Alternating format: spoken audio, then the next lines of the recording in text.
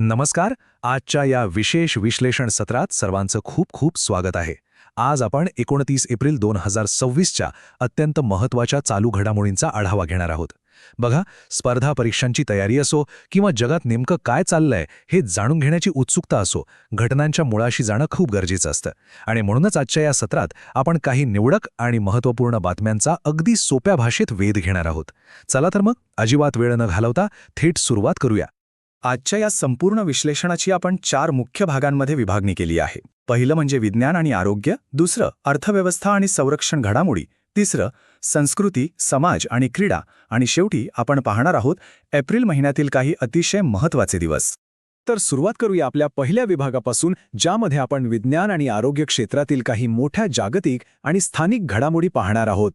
आता आरोग्य क्षेत्रातील ही एक अत्यंत दिलासादायक आणि महत्त्वाची बातमी आहे.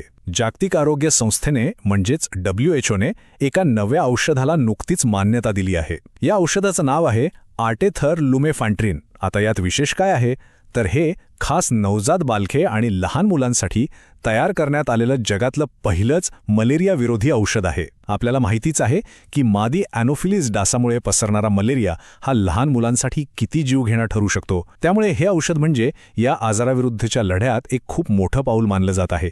एक प्रकारची क्रांतीच म्हणा ना. विज्ञानाची प्रगती खरोखर किती अद्भुत असू शकते नाही.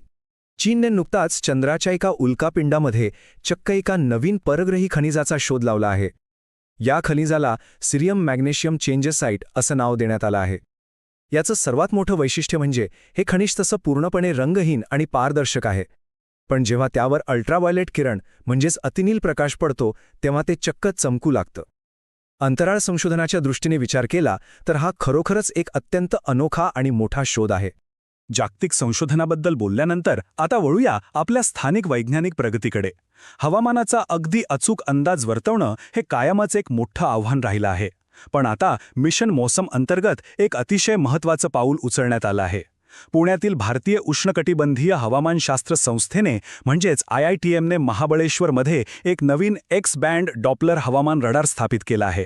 हे रडार नेमकं काय करतं तर डॉपलर इफेक्टचा वापर करून हे वातावरणातील वस्तूंचा वेग आणि त्यांची अचूक स्थिती मोजतं. यामुळे आता स्थानिक पातळीवर हवामानातील बदलांचा अगदी अचूक मागोवा घेणं आपल्याला शक्य होणार आहे.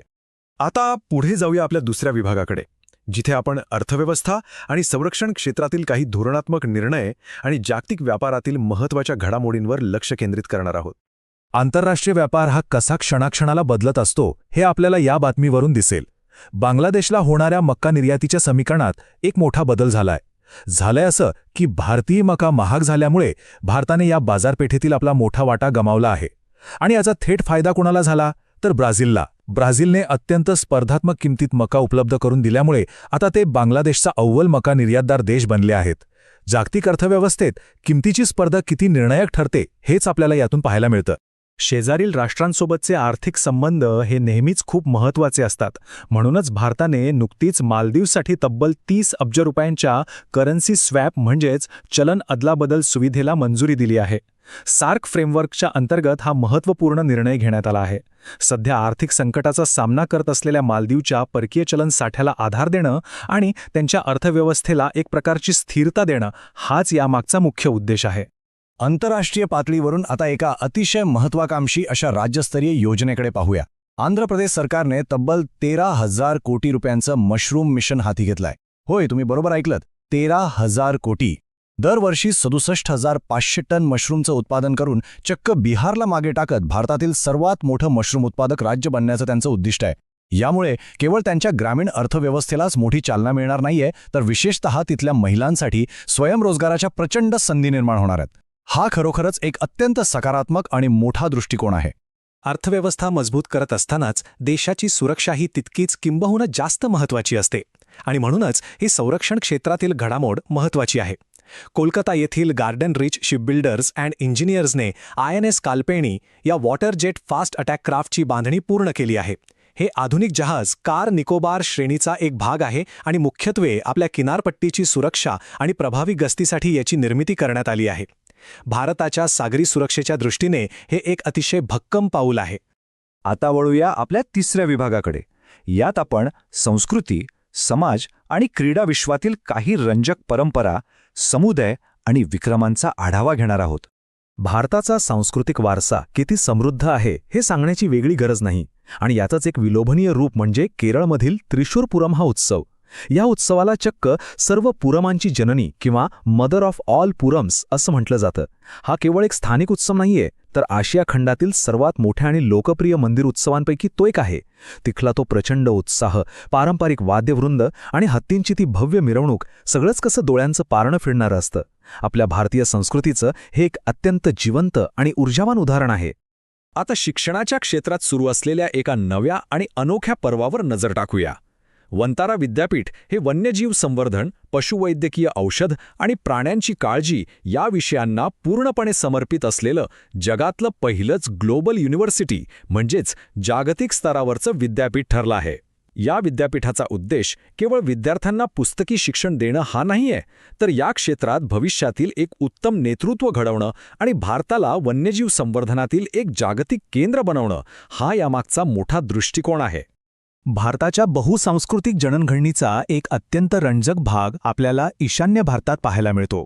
मिझोराम आणि मणिपूर राज्यांमध्ये बनई मेनाशे नावाचा एक वैशिष्ट्यपूर्ण समुदाय राहतो. आता यांच्याबद्दल एक खूपच कुतूहल निर्माण करणारी गोष्ट अशी आहे की हा समुदाय स्वतःला चक्क बायबलमधील मनशे जमातीचे वंशज मानतो. इतिहासकारांच्या मते ही इस्रायलच्या हरवलेल्या प्राचीन जमातींपैकी एक मानली जाते. असा हा ऐतिहासिक दावा करणारा समुदाय खरोखरच एक खूप रंजक विषय आहे. आणि आता क्रीडाप्रेमींसाठी एक अत्यंत रोमहर्षक बातमी. IPL 2026 मध्ये एक नवा आणि थक्क करणारा इतिहास रचला गेला आहे. पंजाब किंग्सने दिल्ली कॅपिटल्स विरुद्ध खेळताना तब्बल 265 धावांचा यशस्वी पाठलाग केलाय.